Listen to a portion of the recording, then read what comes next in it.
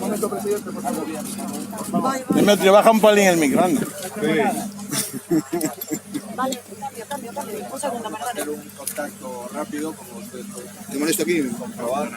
Vale, Que gracias. están trabajando aquí. En primer lugar, tengo que decir que siguen trabajando a Guardia Civil, Tío, estuve en Cuerpo Especial de Tortura, Guardia Civil, cual significa que siga habiendo que hay que tener cautela.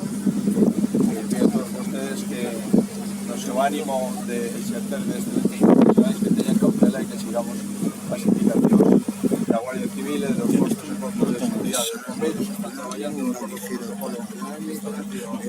Yo antes de Fraile fue cocinero. Estamos todavía pendientes de saber si puede haber unha víctima máis.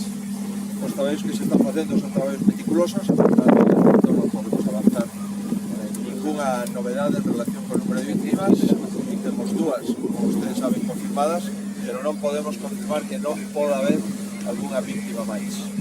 En segundo lugar, os feridos están evolucionando con normalidade. Temos neste momento 7 personas ingresadas.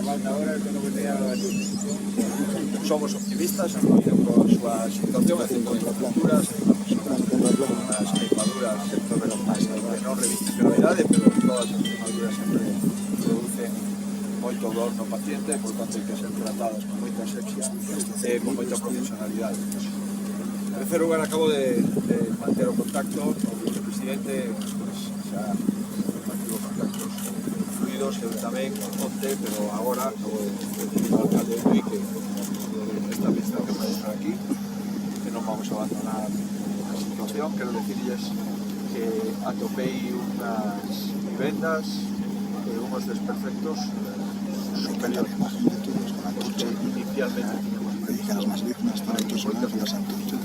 unha situación irreversible e hai unha onda expansiva de moitas casas que teñen danos, as fiestras, as cubertas e algúns elementos estructurais.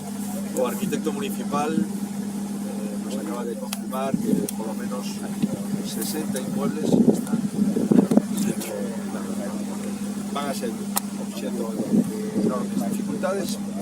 Unha parte, porque desapareceron na súa totalidad, non existe máis que o lugar onde se ubicaban, e outra parte porque teñen impactos importantes. Temos que ver si situacións de incendios estructurais ou, polo contrario, son impactos máis estéticos que estructurais, pero quero decirles que os danos son superiores aos que teníamos.